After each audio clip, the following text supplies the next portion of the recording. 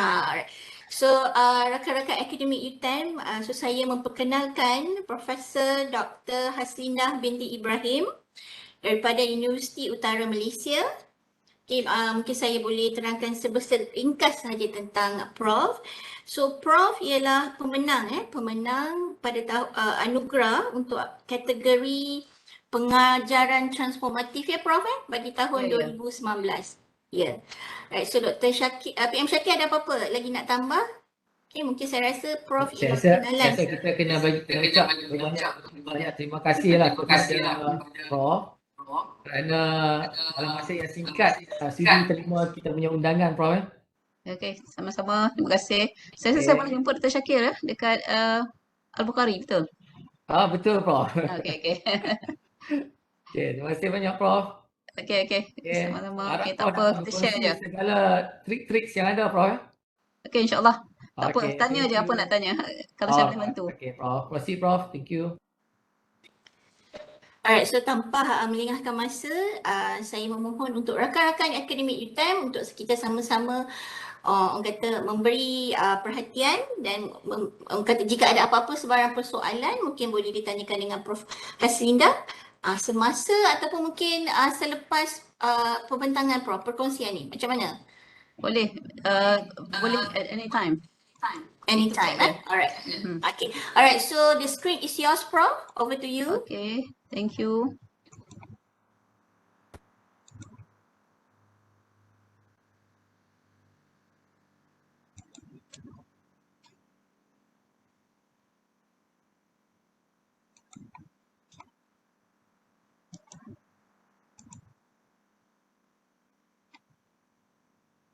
Saya share screen.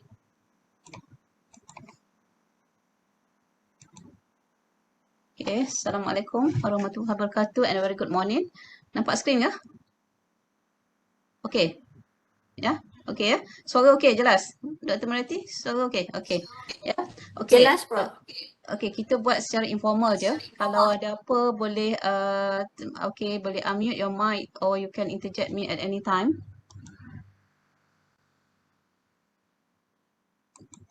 Okay. And then ada international lecturer tak? Okay, let me check, Prof. Tak ada, Prof. So we can kita guna dua bahasa, okay ya? Boleh, Prof. Okay. So yang ini just a very kata orang informal je, AKRI sharing session untuk bahagian saya transformative teaching ya. Jadi do interject me at any time because I think this is all of us are learning. I'm also learning ya. Okay, so saya daripada Universiti Utara Universiti Utara Malaysia dan bidang saya actually adalah bidang mathematics ya. So I'm a mathematician and then I'm not in the education background ya. And then don't worry if you are not in the education background and you have something unique and novel in your teaching, you can it's a good place for you to showcase what you have ya. Okay, what I plan to do today is just like sharing my journey in winning the AKRI. What is the thing that you need to do, how to do it, and why you need to do that one. Yeah. Okay. So yang ni tadi Dr. Syakir dah share dah mengenai dibuka pada 15 hingga 15 Julai antara 14 Ogos ya, sebulan untuk mengisi borang ya. And then dekat sini kalau kita tengok dia punya objektif anugerah adalah untuk mengenal pasti ya kaedah pengajaran secara syarahan atau tanpa syarahan yang very effective ya, efficient, so that student akan menjadi active learning ya. So that is a very simple concept actually. Okay.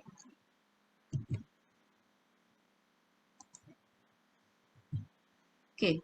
So since my category is transformative teaching, so I will go straight to the transformative teaching. I think maybe the other two panelists, they will talk about their, category ya. So kalau tengok dekat sini, ini saya ambil slide daripada KPT ya. Apakah dia pengajaran transformatif ya? Dekat sini kalau kita tengok yang saya highlight kat sini ya, kaedah pengajaran syarahan secara interaktif tanpa syarahan ataupun syarahan yang telah berjaya mentransformasikan So that is the keywords ya, mentransformasikan pengendalian sesuatu kursus secara efektif dan interaktif ke atas keterlibatan pelajar dalam dan pembelajaran aktif. So active learning. And mestilah menggunakan sekurang-kurangnya satu CLO.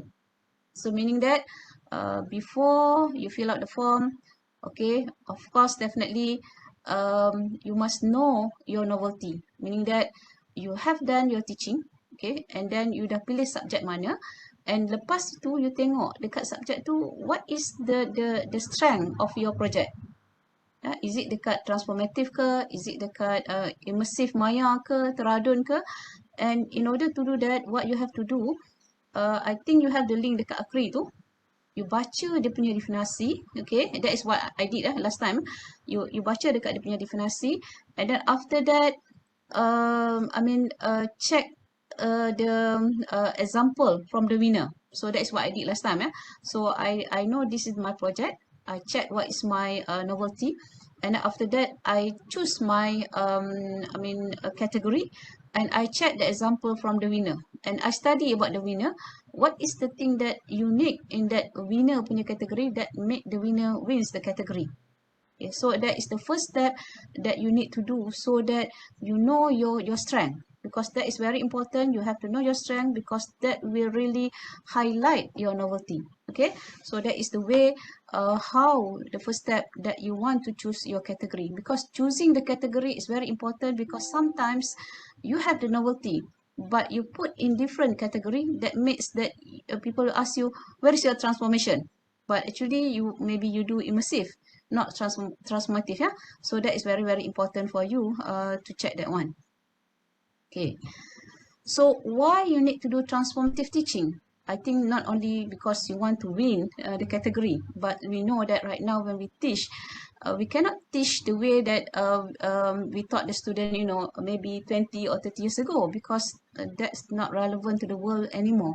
So that is the thing that we have to ponder in our teaching. Yeah, we need to do some changes. Maybe we need to modify what we have, or maybe we need to change totally, so that we know what we should do. Okay, so basically my project,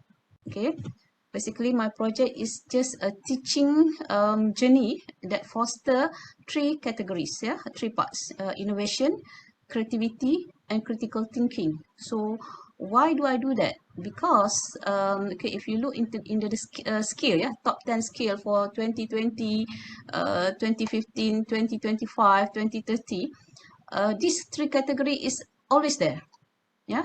Critical thinking, creativity, innovation is always there. Just sometimes the position will be different, the top 10. So it's always there. So this is the thing that right now when you teach, these 3 category must be there. Not only for me, for you to win the AKRI, but then when you have that in your category, or when you do that in your teaching, that really helps the student. Because I know that when I want to enter AKRI last time, sebenarnya saya tak terfikir pun nak masuk pertandingan AKRI bila saya buat projek ni, because I'm very passionate in teaching mathematics.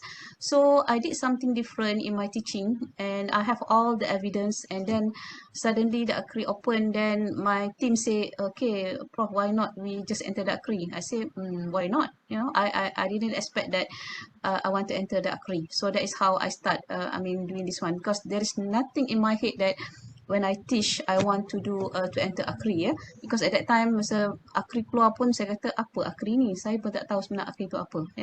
So but that's okay. Okay. So now let's see the whole project in terms of this video. Okay. Boleh dah apa? Okay.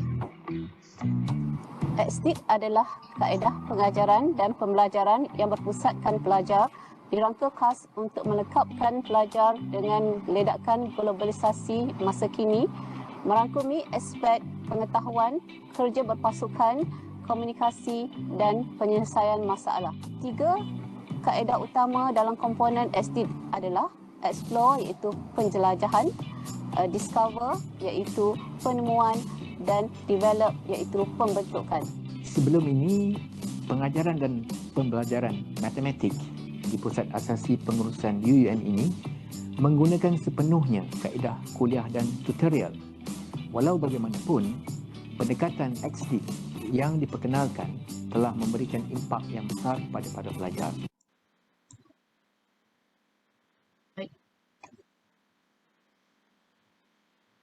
Kenapa stop? Mereka mempunyai keyakinan yang lebih dalam menyelesaikan masalah matematik. Pada pengamatan saya, para pelajar sentiasa teruja menunggu masa untuk mengikuti kelas matematik di pusat asasi ini. Saya mengetahui tentang kaedah XD ini apabila saya terlibat sebagai seorang juri dalam program Fly with Maths Day.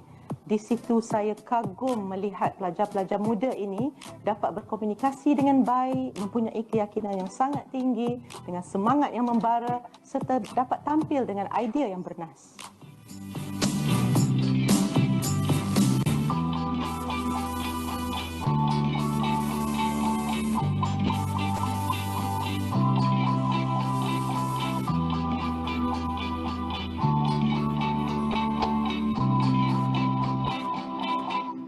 Okay, so this is the video that you need to do, yeah, for the 3 minutes video. So you just give a very brief idea about your project. Okay, so this is the thing that I think you have to submit, yeah.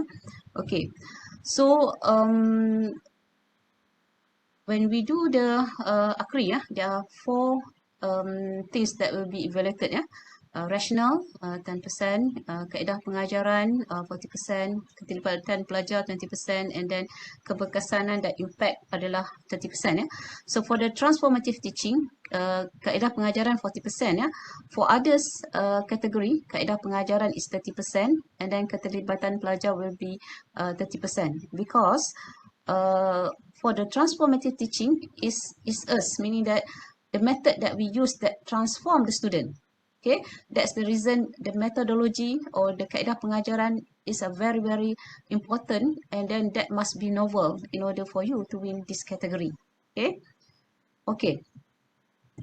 So before you enter, okay, like you listen to the pagi tadi, you kena ada klinik AKRI, you kena isi borang, so I call that borang macam proposal lah, macam kita nak hantar untuk FRGS and so on, So in that proposal, we have these 4 category like I mentioned to you, and each category you have to know actually how to make it visible, or you have to highlight how to make each category is visible. You have to see that every year they have like hundreds of proposal that they receive, 100 proposal is from public university and also the private university. So you have a huge number, like 2019, UUM we sent 13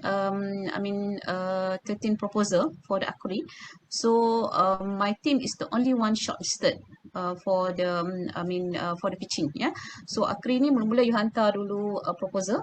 Lepas you hantar proposal, you have been evaluated, and then from that they will they don't have the number, but last time in 2019 titik ambang untuk masuk pitching adalah 75%. So in my category last time, transformative teaching, we have 8 different universities yang masuk kategori transformative teaching, because 8 kumpulan ni adalah yang dah melepasi titik ambang 8 kumpulan ni. And bila you pergi kepada pitching, markah you adalah kosong balik semula. Masa you pergi pitching tu markah you kosong, maksudnya you are being evaluated, maksudnya judge tu adalah judge yang berbeza, dia tak tahu apa you buat. So that's why bila you dah lepas kategori yang terproposal, you are been shortlisted for the pitching, that one also you have to do a lot of things. Okay, tak apa, kita tengok dulu proposal nanti kita bincang sikit pasal pitching Okay, this is our title for a project: Explore, Discover, Develop, XD. Okay, and then fostering active learning. So how actually you come up with the title? That is also very important. So you have to see, like my case is transformative teaching, transformative teaching. And if you read the definition, maksudnya transformasi yang dilakukan yang dapat menyebabkan pelajar menjadi active learning. Okay, so macam kita tulis proposal untuk FRGS, kita must show our novelty and also must really match with our category. Ya. Jadi kalau you immersive tu mesti ada sikit-sikit dekat title tu. Jangan you punya kadang-kadang bila buat projek untuk yang ni ya, kadang-kadang saya pun dekat UM tengok juga ya, kadang-kadang rakan-rakan dia buat macam you tulis proposal untuk FRJS ya, tajuk yang terlalu fundamental. Yang tu pun tak boleh. Ya, they make sure that the title must really relate to your category. So that is the first step ya. Tapi usually you write the title, usually you write at the end. So don't worry about that one. Make sure that your content must be fully presentable so that you can come up with a good title ya. Okay. So rational ya. Rational ni 10% ya. Jadi daripada slide from KPT tadi, apakah motivasi dan isu pembelajaran utama yang menggerakkan transformasi kaedah pengajaran? Okay, so the things that you need to write for this rational is issue. Apa the issue yang nak selesaikan? What is the challenges in that? How you want to solve the issue? And what is the objective that you want to achieve? And what is the expected result that you want to get? Okay, and then dekat borang tu dia ada tulis perkataan, berapa perkataan ya. Kalau dulu dia tulis 100 ya, saya check borang baru dia tulis dia punya words dan naik ya, 250 words. So make sure follow 250. So the best way after you write the rational, write dalam kotak kecil 249 words. So meaning that you show that you really have a good understanding what is the requirement of the form, yeah. And then bila dia kata spacing ya, single spacing ke 1.5, make sure do that one correctly, because I did that one correctly because I want my form to be presentable. And if you have so many things that you want to write, and then you have to see that there are so many proposal. So the judges, it's best if you can present some of your explanation in terms of figure. So that's very good. And then we have very little explanation, so that easy for them to see. Yeah, make sure that your figure is something that easy for them to see. So this is about the rational. So I will share to you. This is my rational. Okay, so because I did the project for the mathematics, so the issue in mathematics, this is the issue. Mathematics is very boring, abstract, and so on. Yeah, so this is something is the issue, and then this is still the challenge for me. Okay, students still struggling in math because of the anxiety. You have rote memorization, poor foundation, and so on. So this is still the challenge. Yeah, and then what I need to do. Okay, in my rational, what I need to do, I need to give simulating activities. How I do that one? I want the student to wandering around. Then I start telling that wandering around is explore, finding out is discover, and turning it around develop. So I start already introducing my method already, and then I claim that this activity explore, discover, develop can foster active learning. So it ties with my active learning. Okay, ada question ke? Saya nampak ada ni something tadi just now. Okay. So this is what I hope in my method. Yeah, I hope that first day of class I always give this to my student. Yeah, what is mathematics? So you see that when you use mathematics, you see the big words, numbers. So that is common, yeah. So I say to them, okay, this is the first day of class. Then I hope that when I introduce SD in my class, I hope that this is what I will get. Yeah, they will see that mathematics is very fun. It's about problem solving. It's very interesting and relate to the real world application. Okay, now this is I just give a claim that my method is a novel transformative teaching for the 21st century because it's student-centered and integrate 4C element. Yeah, and then I just give a scenario about my project. It's been used in the fundamental mathematics 1 in the foundation year. So we have 210 students. We have 6 different classes. So we use this method for all the 6 different classes. And why we are using that? Because the problem is low engagement in mathematics classes. And then how we do that one? And we use the estate method. So we give a clear picture, what is the thing that you want to do and what is the issue, how to solve the issue, and what is your expectation. Okay, and this is the whole about the course. I have 4 CLO, and I'm using that 4CLO in my teaching for this project.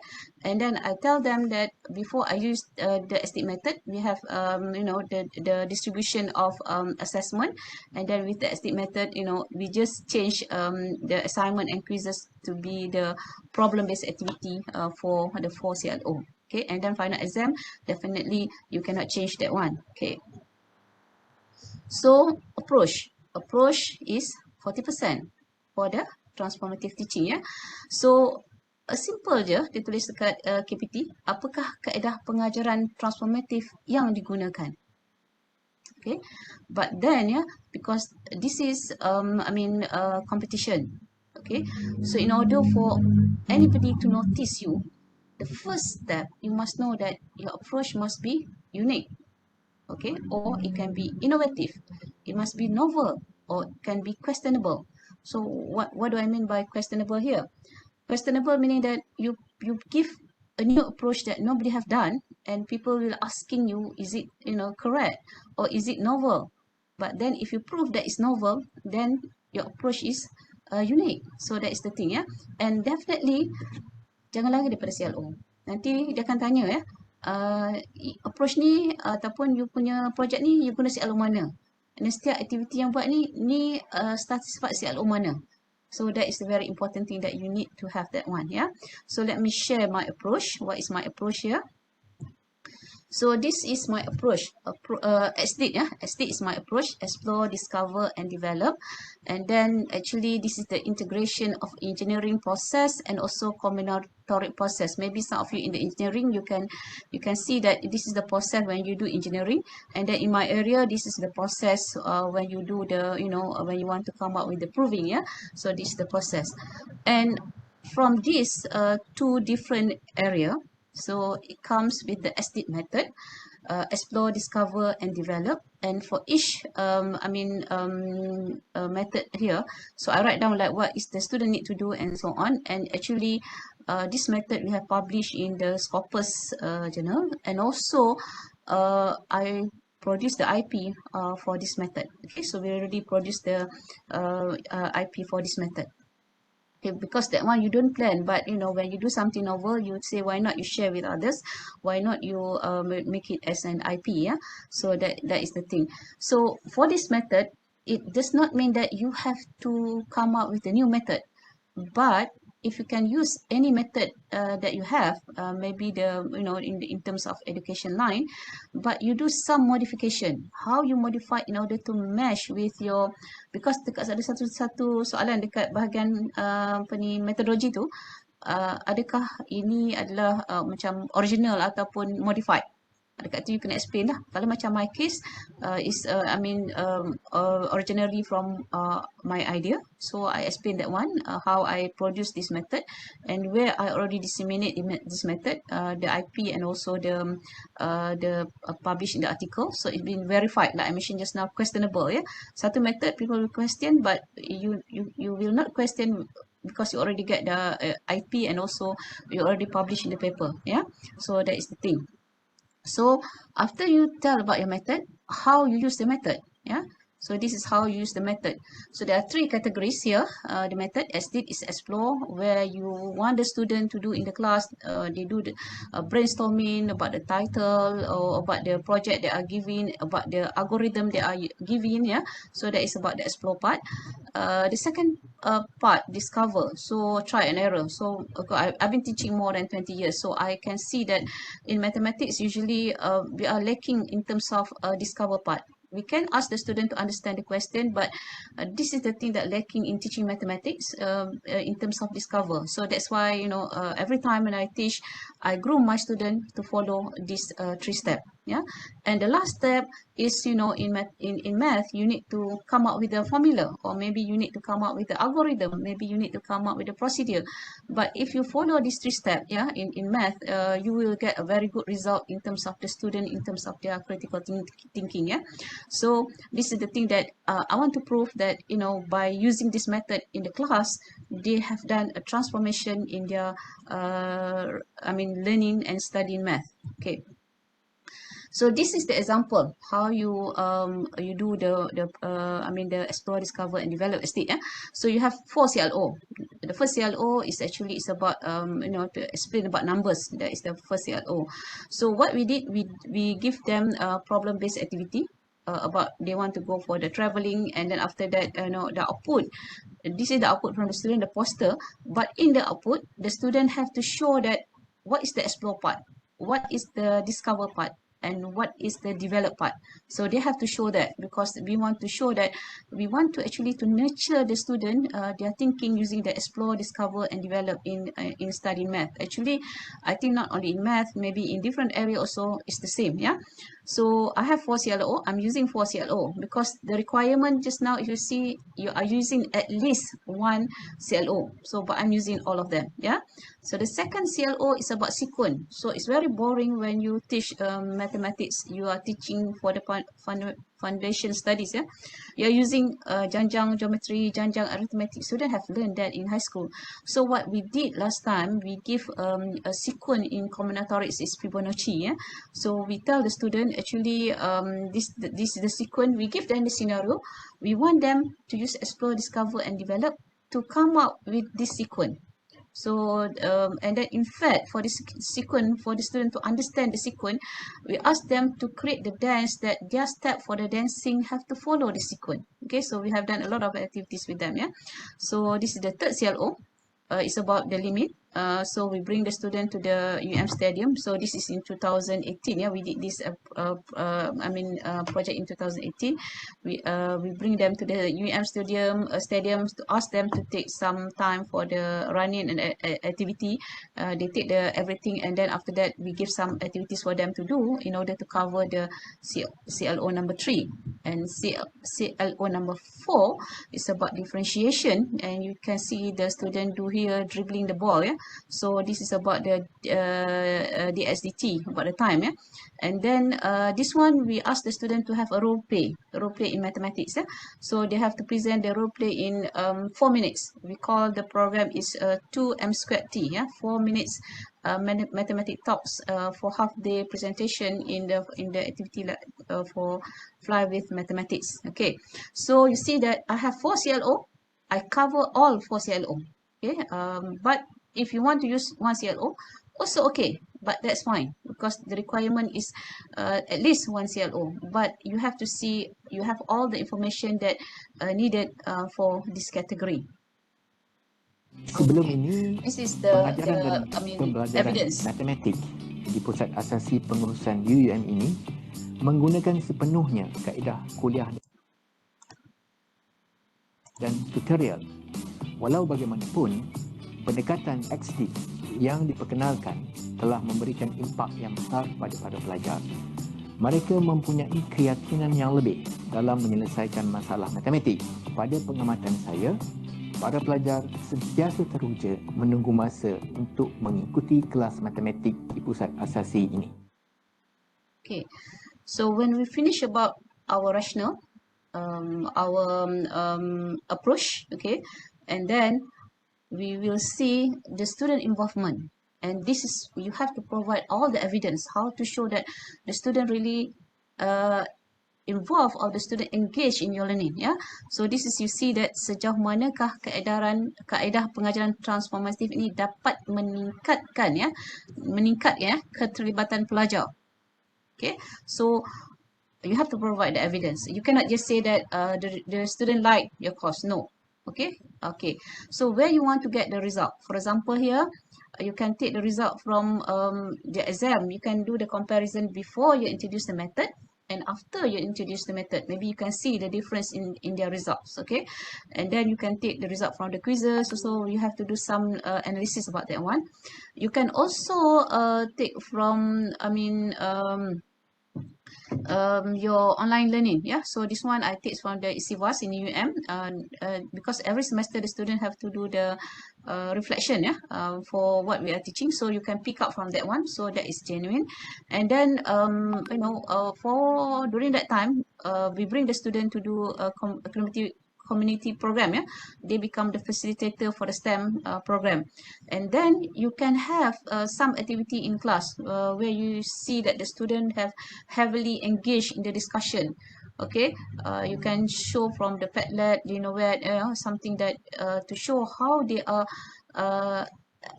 heavily engaged in the project. Okay, you can see here the word dapat meningkatkan keterlibatan pelajar, yeah. So this is my example.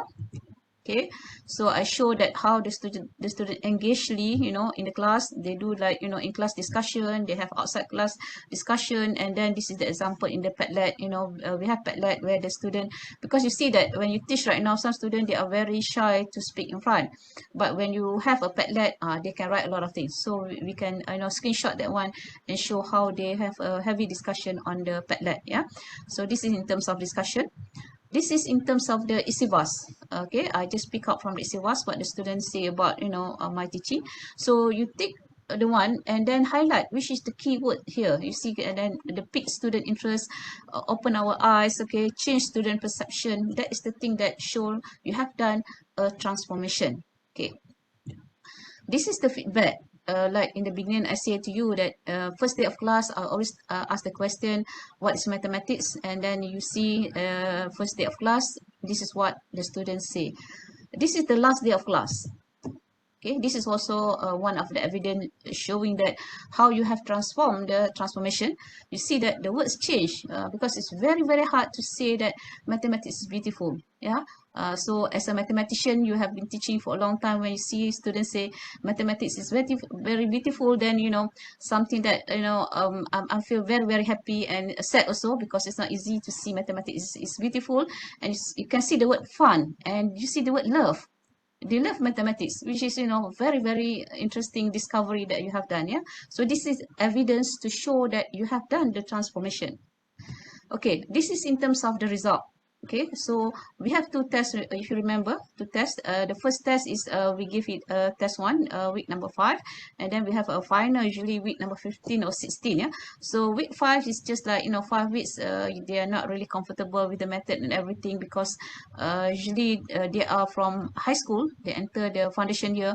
If you learn math before, this is more on rote memorization, formula, and then memorize the formula and give the question, and then they get like good marks, but they don't know what they are doing. Yeah, but right now you can see that their tests you know, increase from week 5 to week 15, and then there is no failure for that course, and then the numbers of A and B is increasing and the number of C is decreasing, which is a very good indication for that. Yeah. And then another evidence, some transferable soft skill that is very, very hard for you to measure, but we have a rubric for this one in terms of teamwork. Which one, you know, for which teamwork, which one is for communication, which one is for the problem solving. So if you remember, when I show the slide how we do the project, we already give you know, all the transferable soft skill. Yeah. And then this is one of the activity to show how the student involved. We have the Fly with Math Day. In this, you know, so I have the video for that one. We asked the student to do the half-day seminar, and then everything is organized by the student, and then they showcase all their activity that they are doing for all the CLO1 until CLO4. Yeah, so that is the thing that showing the student have done very good in terms of engaging what they are studying for that particular course. Saya mengetahui tentang kaedah XDIT ini apabila saya terlibat sebagai seorang juri dalam program Fly with Maths Day. So Di situ saya kagum melihat pelajar-pelajar muda ini dapat berkomunikasi dengan baik, mempunyai keyakinan yang sangat tinggi, dengan semangat yang membara, serta dapat tampil dengan idea yang bernas. Okay, so that is evidence showing that, and then that judge, Prof Dr. Fauzia, dia adalah pemenang anugerah Akademik Negara, ya, kelompok sains gunaan dan sastra pada tahun 2012. So that is the thing. So okay, this is another dimension to you in terms of the community service. So we bring the student actually to do some activity service in Kedah ya, bersama Jabatan Pendidikan Negeri Kedah. So I'm involving some of the project in terms of STEM ya. So this student, we bring them to the school, and then because the student is already used using the method explore, discover and develop, when we design the project also in the school, we are using that kind of method ya, explore, discover and develop. Okay, so impact 30%. So impact sejauh manakah kaedah pengajaran transformatif ini memberi kesan kepada pembelajaran dan impact kepada institusi. So there are 4 different things that you can separated ya. So you can have like international impact, you can have national impact, you can have state impact, and you have university impact. So each ya, international tak silap saya markah dia berapa tinggi ya. International markah dia tinggi, of course they got international, national and state and then university ya. So what are the evidence that you want to show? Okay, kalau you menang award, okay, you ada award ke, macam saya ada IP, ada award ke, and then if you publish what you are doing in some article and then if you produce your project, you produce from the research grant. So for this project actually we have a SOTA research grant actually for this project. Okay, and then from your project maybe you give a talk. Okay, for example, like my case, I give a talk. For example, I do like a community program in Kedah, for example. So that kind of thing that you can see the impact because the students are using your method and they are transform what they study in that one. So that is a transformation, yeah. And then you have like mini workshop and so on. So that is the thing that you can write that down. So this is the example of my impact. I have all these 4 categories for the impact. Okay, this is my state the project with Jabatan Pendidikan Negeri Kedah for the STEM. Okay, and then this is for the university actually. The impact. And this is the future plan. So what is the future plan? Of course, you will not stop there.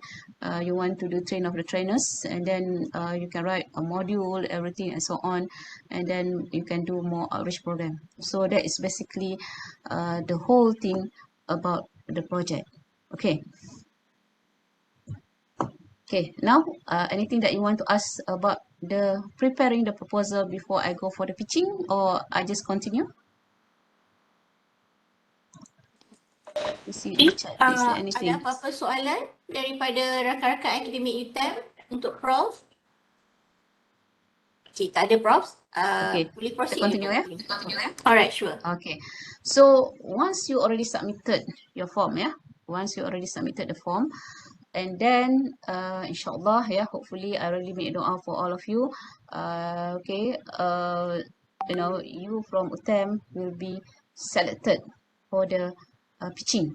So pitching ni dia bagi masa dalam masa 2 minggu ke 3 minggu daripada tu meaning that you are be selected. So at that time memang saya pun tiba-tiba daripada 13 permohonan yang kita hantar daripada UM so kita ada group WhatsApp tu, and then masa tu pengarah TRC cakap we can see the light from UUM.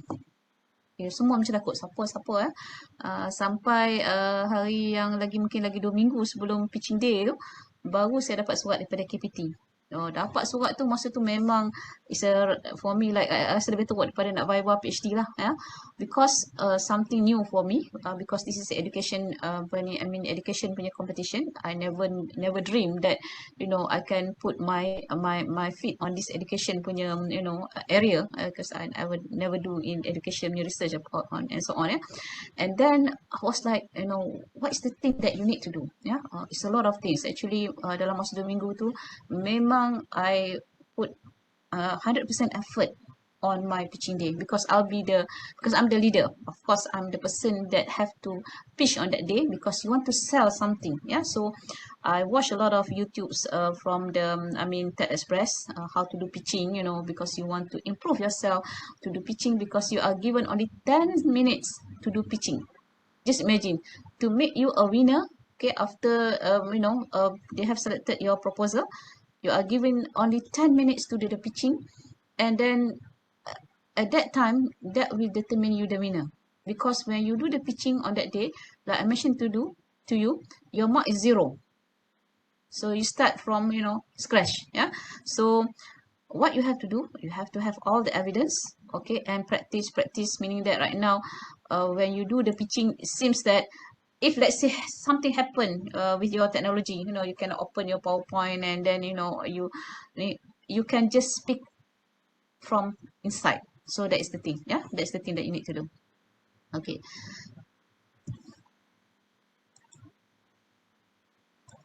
Okay, so this is 2019, yeah.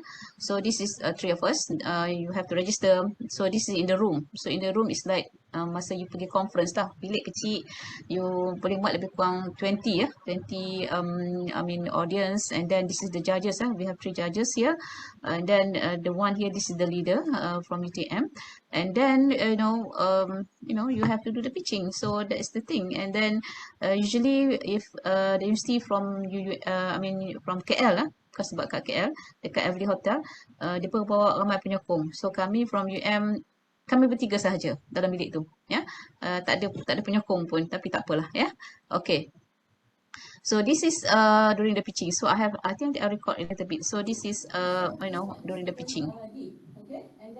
Just like you presenting in the seminar, conference. Okay. I think that I don't have to show all. Okay, so this is on that night. So meaning that you pitching a day before, and then your pitching is on the 11th. Yeah, on the 12th night we have a dinner, and that is the time you will know the winner. So nobody knows the winner because I text my pengarah ITSIM satu, saya tanya dia sebab dia one of the judges in different categories. Saya tanya dia ada hint tak? Dia kata tak ada, sampai pukul 3 petang saya tak tahu apa. Lepas tu nak pergi ceremony ni macam suspend pun. Dia bagi duduk pun random, ya. Jadi kita tak tahu siapa winner sampai malam tu, ya. It's a very dia penjaga sungguh-sungguh. And then for your info, masa 2019 ya, dia ada pemenang dia satu saja, Johan saja. Tempat kedua dengan ketiga tak ada. Meaning that if that category you tak layak, ya, memang dia tak bagi. Dia sebab saya tanya dekat pengarah TLC tu, dia kata malam tu lepas dia judges semua dah bagi markah, pegawai daripada KPT akan datang, dia akan check, ya, check semua tu. Jadi untuk kategori transformative 2019, we have only the first, the champion. We don't have the second and the third place. And then after the ceremony, some of the from that category, dia pun jumpa judges, dia bertanya kenapa tak ada nombor 2 dan nombor 3. Judges kata dia pun tak tahu, but dia tak tahu result because the judges once they finish for each group, ya, dia dah isi markah, Universiti ambil. Dia pun tak ada discuss sama mereka, ya, Universiti ambil. And then Universiti yang akan kira apa semua. That's the reason the judges, they never know who will be the winner, ya, until that night, ya. So ni adalah pengumuman dia, dia nak share, ya.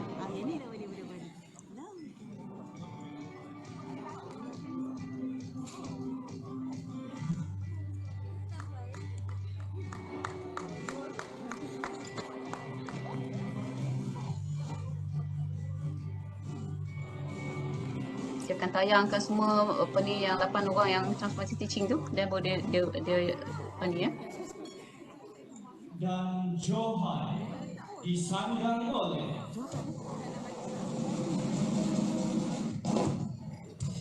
Universiti Utara Malaysia dengan projek Explore Discover Develop SESI Fostering Active Learning. Dijemput wakil.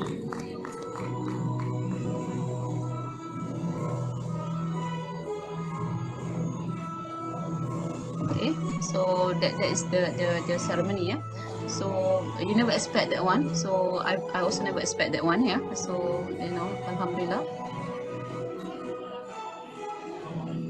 I think that this year they have online. I don't know whether they have the physical or online, yeah. Okay, so some takeaway, how to be shortlisted. Okay, how to be shortlisted. Like I mentioned to you, this is a competition. In order to be shortlisted, your project must be unique, yeah, must be different from others, and then you must have some innovation in your project. Okay, your project must be novel.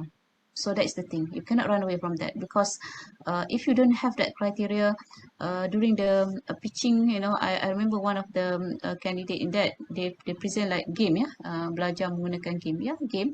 So what's new about game? The judge say, what's new about game? What is the uniqueness in your game? So that is the thing. So you have to see that if you use technology, yes, technology is just a tool. Yeah, it's just a tool.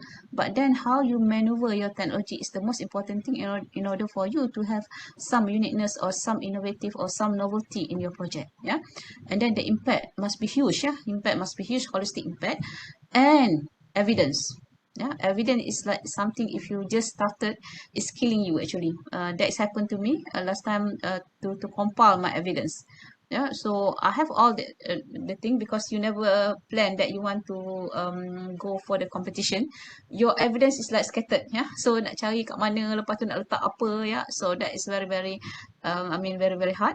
And then presentable application form. So like I mentioned to you, your application tu, bila dia tulis perkataan 250 atau 100, make sure don't go beyond the limit. And then the best way, write down how many words that you use. If they say 1.5 is the spacing, make sure you do that. And make sure if you write in English, so that to see that you have a very good in terms of your English, you have to send for the proofreading. So meaning that when you submit your form is like, you know, at the best that you can in order for you to submit. You have the novelty, you can see that the impact is good, and then you see all the evidence, and then your form is beautiful. Yeah, so that is the thing. And then inshallah, if you have been shortlisted, in order for you to win the AKRI during the pitching, yeah, okay, your slide must be presentable. Jangan ada tulisan terlalu kecil, dia banyak sangat words nak baca, tak boleh, ya. Kena find form yang mana yang boleh kena highlight colour, ya. And then you have to see time management. If they say 10 minutes, if you present more than 10 minutes, after what you say more than 10 minutes will not be counted. Or maybe some of the judges will say, please stop. Okay, so you have to know, maybe you baru cakap pasal rational, belum cakap lagi approach, then you kena stop. And then judge dia tak ada apa-apa, dia berdasarkan apa yang you cakap on that day, because they have 0 marks for you masa you start pitching, ya. Dia tak ambil pemarkah masa you masa you hantar proposal, ya. So for my case, ya, I get to know that my position masa untuk proposal, saya punya kumpulan adalah tempat keempat. Ya, dalam 8 tu kita dah tempat keempat, markah kita keempat, ya. Tapi masa pitching kita nombor 1. So that you see that they can transform from, you know, your position from, you know, maybe the last position before shortlisted to become the first position, yeah. And then evidence, and then definitely be confident. That is the most important thing, yeah. I think that's it. I want to share with you some of the things that I think our team have done in order to win the competition for the transformative teaching, yeah. And then finally, okay, I wish you all the best, yeah. And then make sure you know, brainstorm with your team. Okay, if you do it in a group, yeah, brainstorm with the team. What is the thing that you think that to make it noticeable, yeah, in your project, because that is the most important criteria, because they see that one. Okay, when they see the project, then on the top of their head they know that there is something important in this project that they want you to do the pitching, yeah. Thank you very much. Terima kasih Prof. Dr. Haslinda. Okay, untuk rakan-rakan UTM, ada apa-apa soalan yang ingin diajukan kepada Prof? Any question from the Any question? Nak tanya apa-apa boleh? Any question? Tak ada. Tak ada. Tak ada. Nak tanya ke you ada projek yang kata yang ni apa the novelty kata dia. Maybe some of you have done it, you have the project, but right now maybe you want to see what is the thing that need to be highlight in the approach ke, ataupun you dah pilih kategori, is it sesuai ke. So it's okay. I'm happy to share what I can share with you. Tak ada. Tak ada, Prof. Okey, Prof, saya ada satu soalan, Prof, Ya. dari pihak KA sendiri. Prof, untuk kategori ni, untuk kategori pengajaran transformatif ni, adakah kebanyakan orang kata penerima tu ataupun pemohon tu mesti datang secara berkumpulan, Prof? Ataupun it can be individual? Dia kalau syarat dia it can be individu atau berkumpulan ya. Tetapi pengalaman saya rasa alhamdulillah saya buat berkumpulan. Satu, the stress tu bila unit isi borang tu ya. The stress tu bila unit isi borang tu ya. Satu isi borang and then especially to cari evidence tu. And then you nak buat banyak, you nak buat video ya, lepas tu you nak buat link. Jadi bila kita berkumpulan ni, jadi maybe my part is filling the form. I will do the filling the form. And then my other team members dia ni good at IT ya. So I bagi kat dia semua evidence, I cakap nak macam ni dia yang akan compile my evidence, nak buat bitly or semualah, dia buat semua ya. So I don't want to know about that one. And then and then sama juga masa pitching ya. Masa pitching sebab saya berkumpulan, saya minta UM benarkan kami pergi bertiga. Sebabnya kalau seorang kita takut tak boleh nak buka video, kita dah nak pitch ya masa tu. Jadi dia adalah the person yang akan saya urus, saya amanatkan kat dia, dia jaga semua. Jadi saya tak ada nak fikir pasal teknologi ni, saya fikir on how I want to deliver. Jadi dari pengalaman saya lah ya, dan saya rasa alhamdulillah we do that in a group. Because we can distribute the work and bila stress you nak isi tu boleh sama-sama kita misalnya isi borang, ingat lagi kita beli makanan duduk dalam bilik bertiga orang tu isi tengok dekat big screen ya. Kalau you seorang-seorang you suffer seorang-seorang. Yeah, so that is the thing lah. Okay. That's a good tip, a good tips, Prof. A good tips and trick. Okay, bila kita buat secara berkumpulan, maksudnya kita banyak, kita boleh disseminate all the words kan, Prof, dan sebagainya, betul. Alright, so rakan-rakan UTM, kita mengambil kesempatan ini untuk mengucapkan ribuan terima kasih kepada Prof. Dr. Haslinda atas perkongsian beliau untuk anugerah AKRI bagi kategori pengajaran transformatif. So kita dapat lihat bagaimana Prof dan rakan-rakan Prof berkongsi ataupun menghasilkan orang kata bermula daripada A, B dan seterusnya hinggalah ke pitching. And I love the tricks bila Prof kata it will be good kalau kita buat secara berkumpulan. Itu saya rasa satu tricks yang sangat bagus dan yang mungkin kita boleh praktikkan di sini. Alright, so ada apa-apa soalan? Tak ada ya? Alright, so Prof, terima kasih daripada pihak Pusat Kecemerlangan dan Kesejahteraan Akademik UTM. All the best, kata saya ucapkan all the best je lah ya. Semoga UTM akan ada pemenang ataupun kita start dengan shortlisted ya. Shortlisted, and then saya tahu yang ni ramai ni mungkin disegan nak tanya kot, biasalah. Ya. Tapi tak apa ya. If you think that you need to reach me personally, I think you can just contact me. I think you can ask from the Universiti ya. My number, you can call me personally, it's okay, or you can email me linda@uum.edu.my ya. You have my number, you can ask from Dr. Mulyati ya, my number. So feel free to contact me. If anything that I can help you, insyaAllah I can help you ya. Okay. Alright, terima kasih Prof.